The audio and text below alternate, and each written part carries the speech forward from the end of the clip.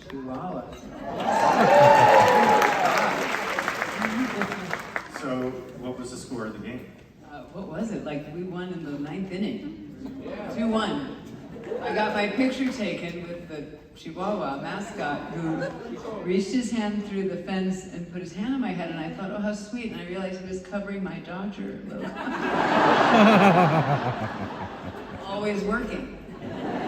So I know you're a Dodgers fan. I live in Dallas, and I'm a Texas Rangers fan. Texas Rangers are amazing. Can you just get Max Scherzer? We got a great pitcher. So a couple weeks ago, your Dodgers killed us.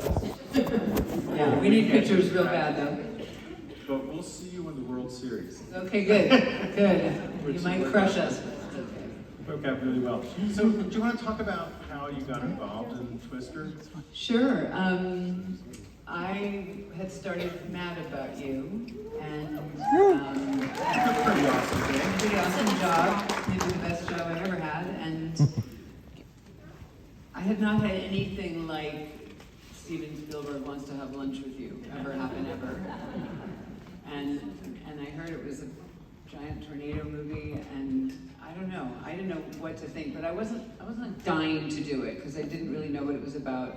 But Jan de Bont had directed Speed. I knew that was a really good movie. I wasn't smart enough yet to know I should really want to be in this movie.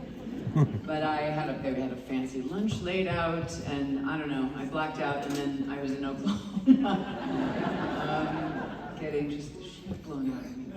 Just on the craziest shoot I've ever been on. But it was, I was actually asked by the fancy producer to be in it, which I had never had that experience before and have rarely had it since.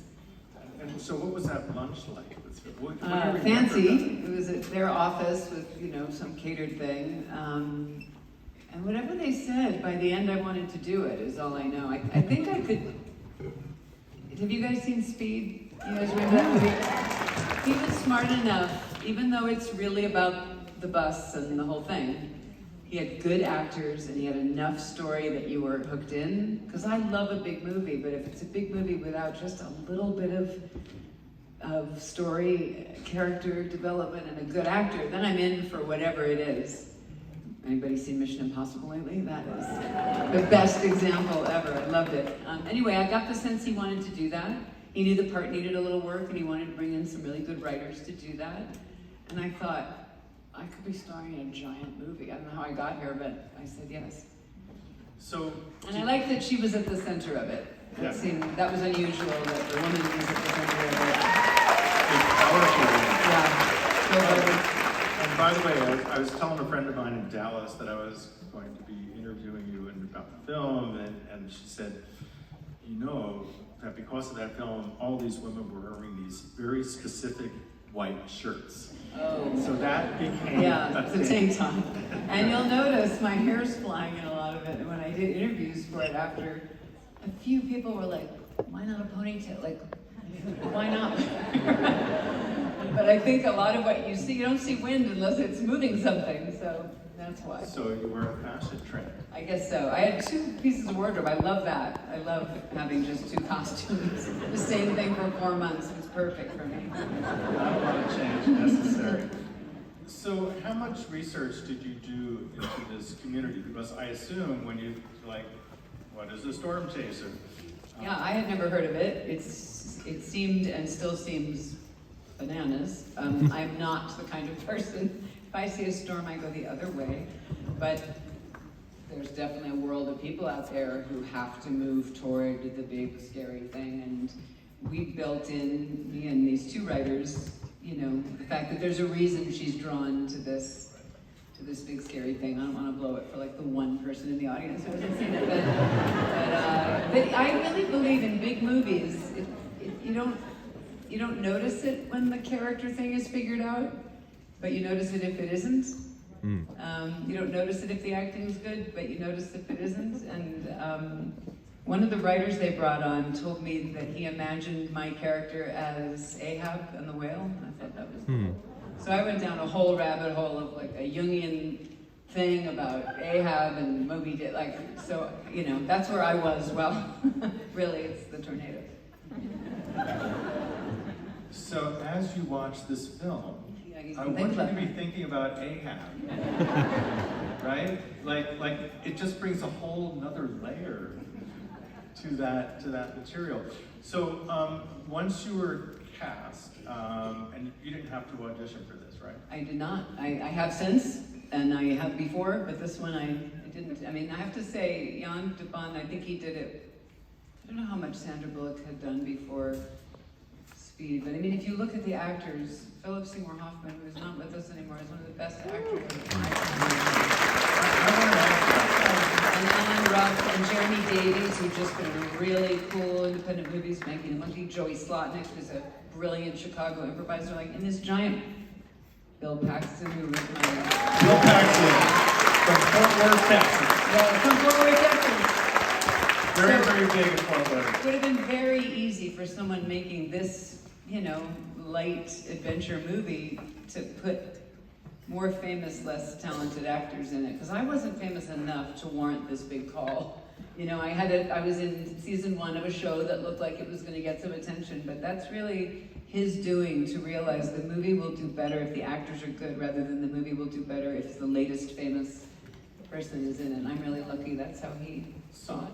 Tell me about Philip Seymour Hoffman as a young actor. I mean, when he comes on the film, like for the first shot he's there, he like draws your eye and he's got all of this energy. It's just amazing. I mean, I will tell you that shooting this movie was nothing less than insane.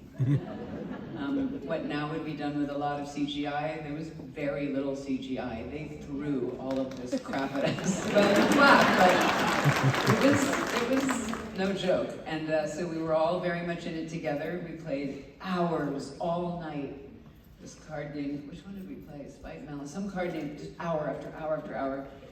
And all of our parts were kind of being figured out as we went. But Phil showed up and you went, well, that's something that I'm going to hear a lot from. And I'm just heartbroken. I saw him play all these great parts in New York on stage, and he should be doing his second Death of a Salesman. He should be doing his second Long Day's Journey into Night. So I feel just devastated that we didn't get more of him. And all of those, the characters and the two competing. I have to interrupt you. Todd Fields is in this movie too, like Oscar-winning director. He's like I think he's on the bad guy Twister team, which the fact that we need a bad guy tornado team is. As I was thinking about this, because there's good guys and bad guys. I know. But really, it's only one bad guy, right? Right, the tornado. I saw Titanic with a friend, and when Billy Zane was running around with a gun, she leaned over and said, "Because there's not enough going on." He said it this movie, but it made it fun to watch. The rest of his team were actually nice guys. Yes, And they were trying to do stuff with their computers and their high-tech. Yeah. They would be Which I thought was kind of made up, but it's all actually true. This thing that they try to do is the thing they are still trying to do, a version of it. So I was going to ask about that. So first of all, is that Dorothy thing a real thing? It was, and now there's I think this much more sophisticated version of it, but the best anyone's been able to figure out is get something up and in it to tell you where it's going so that it does less damage.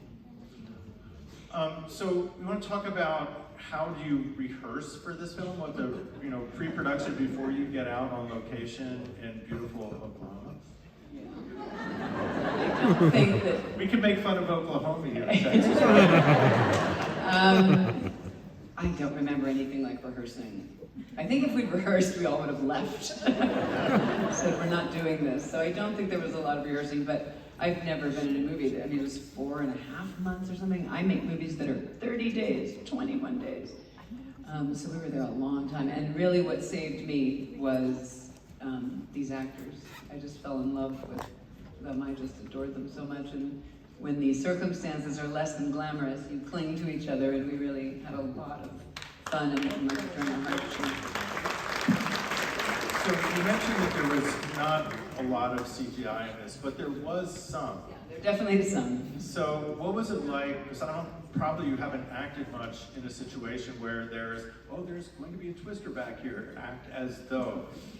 I mean, acting is more and more that way now, though. It'll be a piece of tape, and you're looking at the most important thing that's ever happened in your life. So a lot of an actor's work is imagination. So we had a lot of that, but he, thankfully and regrettably, allowed us to not imagine a lot of what happened and actually fire hoses and through broken Sprayed you glasses. with I mean, fire? oh yeah, there was a jet engine blowing on us. I mean, it was insane. I've never heard of anything like it. Would that be even doable these days? I don't know. I don't Regulations? know. I have no idea.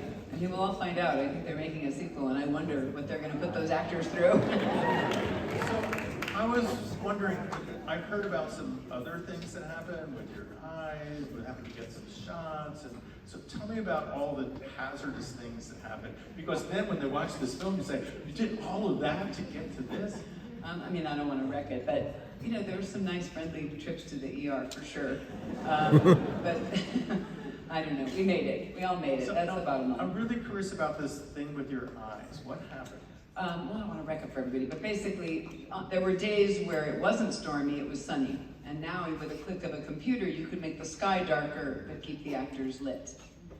But then, that was not so easy. You had to make everything darker. So in order to do that, you had to pump tons of light onto the set or into the car. And so Bill Paxton and I, day after day of looking into these 16,000 watt bulbs for them, he came to work and was like, "Are your eyes working right?" And I said, "They're really not." So they had just, messed up our corneas, and we had to walk around with big giant black glasses for 4 days. But no lasting damage. No right? lasting damage. Which is good, but it just makes you appreciate. Yeah, it's a fun, and you know what? I thought to myself, if I were making the next Twister, I would do a lot of it the same. I hopefully would, hopefully nobody would get hurt. I'd have to make sure nobody got hurt, but I think it looks cool largely because a very small amount of it is CGI, so he was right in the end. Right, but I think it would be more difficult to do that. Well, I think a studio would say, "I'm not giving you all that money," when you can do 3 clicks, and sometimes the clicks would probably be as good or better, but a lot of times they wouldn't, and it's shot on film, so by 2 beautiful DPs, so. Yeah, which is really kind of important. So, and because there's so much CG in this, and I mean, there's very little, but there's some of it.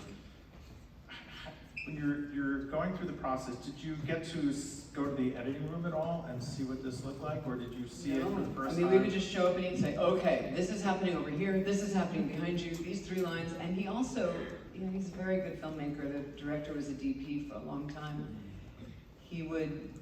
We had all these scenes in the car, and he would just take the camera because he knew he wanted, "I hear you speak, I hear you speak," and the way the camera goes from one actor to another has in it all the tension that he wanted to be in the movie, and it really matters. Which is really kind of interesting because you got this big budget film with a lot of actors and a whole lot of stuff, and he's shooting running gun photography. Yeah, that's what makes it good, I think. He also, worth noting, I think, is that there are no guns in the movie, in this big, intense adventure movie, which I think helps in terms of it. I think it allows you to enjoy the danger. And there was even a scene where Bill's supposed to pull a knife out to cut a strap off of the thing that's on the back of the truck, and the director said, "I don't want to see a big scary knife." Like, he had in mind that this movie should be scary, but in quotation marks scary. It should also be an adventure, and you should fall in love with these band of maniacs. So this film did very, very well at the box office. It did. It was given an MTV award. How said that in IMDb?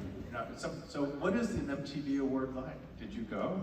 I'm learning right They now. didn't tell you? It also won an award for MTV for like best film that destroys farm equipment. It's not a tough category, I don't think. I think you have a really good chance of winning that one if you're in I this think it's a movie. one-time. It's a one-time award.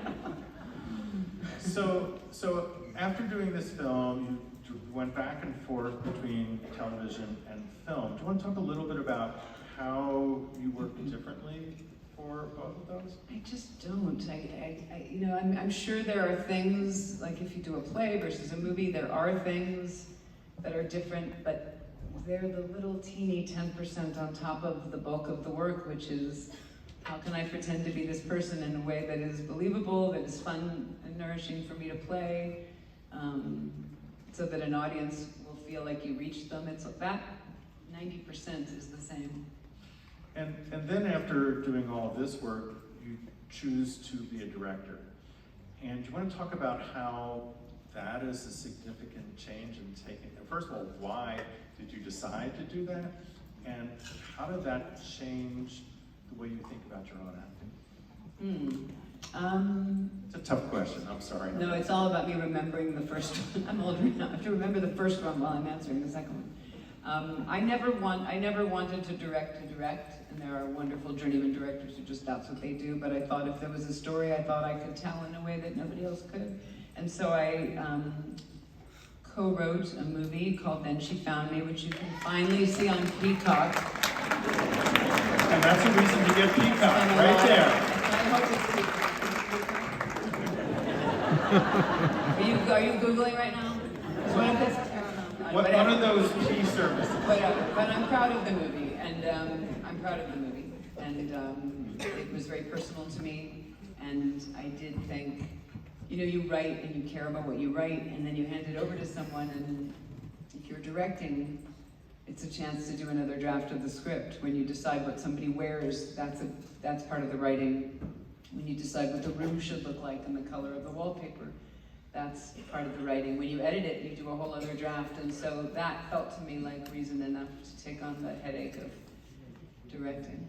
So the second part of the question is, like, having been an actor from when you were small and been through so many acting experiences and done so much, then to be on the other side of it sort of changes how you look at that. And then when you come back to acting and understanding what the director is doing from having done it, does it change the way you think? I mean, I like to think I was always pretty willing to do what the director needed me to do, but boy, when someone says, I just need you to cross the room, you go, I feel your pain. I'm gonna find a reason to cross the room right then, because you know that they're just trying to put together so many pieces. And going back to acting is fun. It's like swinging two bats and you put one down and then it's easier. So to get to just throw yourself into acting after you've also had an eye out here is really fun. Focus on that character and that moment, yeah. And not worry about, are we running over time? Yes, exactly. That's somebody else's problem. But also, did you, since you have to go through the casting process and you spend a lifetime going to casting calls, then did you, after that, when you're sitting there, like, think about what it's like for that other person? Oh my God, completely. It's very painful in a way to ask actors to audition, but you do also understand as a filmmaker that I need this quality or the story falls apart. I mean, maybe there's some people who put actors through auditions because they can, but I tried to only do it when, if he isn't more powerful than her, there's no story. If he isn't funnier than the other one, there's no story. And that is a reason to mindfully ask people to read. Indeed.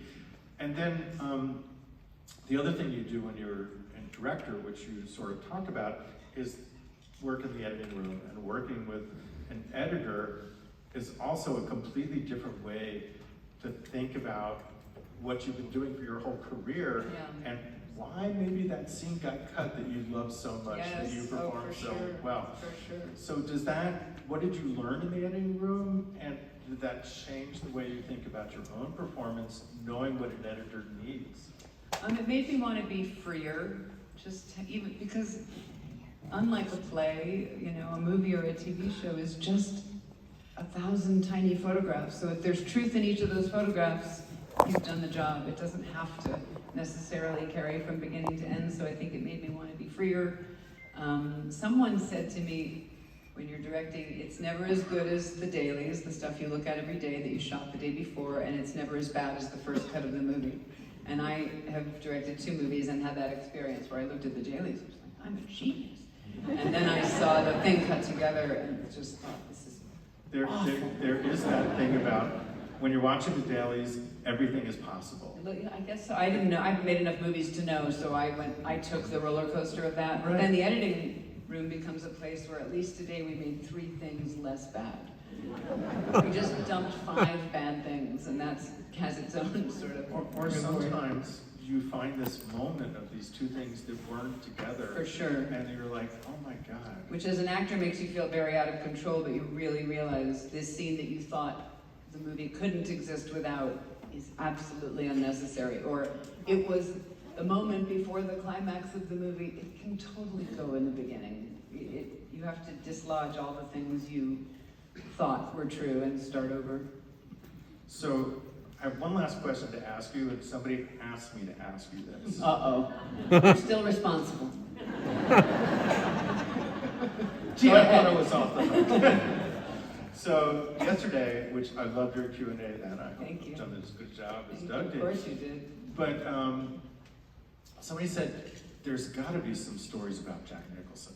I don't have any juicy ones. I have that he was lovely to me. I have that it was important to him it was important to everybody that I not be intimidated by him, or at least that I could hide that enough. Because if you've seen that movie, she's a little intimidated, and then he says something about her kid, and she's no longer intimidated. So, and I didn't even have a kid then. Now I could play it in my sleep. Mess with my kid and I'll kill you. But then I had to imagine someone else that someone was saying something about, and so I don't know if this makes sense, but the only way I could get over being intimidated is to choose something I was speaking about that meant more to me than how great Jack Nicholson was. That had nothing to do with him. That was all me. He was lovely. He wanted me to succeed. He cheered for me when I won awards. He was just the best. Just the best. One last question. I promise this is the last one. So, families are very important. You have a daughter, and working is really hard. And how do you find, because when you take on a role, that is very intense, particularly if you're on location. It's just your mind is so entwined with that. And so many people in the film business struggle to find that kind of balance. But I think you inherently have a good sense of that. You strike me as somebody with really your head is screwed on in a very good way. So Okay. what is your secret sauce? I mean, I don't have a secret sauce. I worked less when my daughter was around, not because I'm some wonderful mother, only because there was just nothing more rewarding than that for me. And to go off and play someone's mother and not be there to be her mother, it never felt right. But when I did work, in terms of switching it on and off, I've rarely had trouble with that. I mean, when I did As Good as It Gets, I was also doing Mad About You, so extra switching. That is a lot of work. Yeah, but things like clothes help, the wardrobe helps, and the other actor helps, and the homework you've done helps. And this movie was just like, just survive. If you survive it, you've won. So there wasn't a lot of stuff, and I didn't have a kid, thank God. So this is the kind of movie I wouldn't have done. My daughter's now 19 and headed off into her life, but this is the kind of movie, 4 months, night shoots, 16-hour days, miles from home. This is the one I wouldn't have done were she born, so I'm glad I did it before. And so are we. Thank you. Thank you all very much. You guys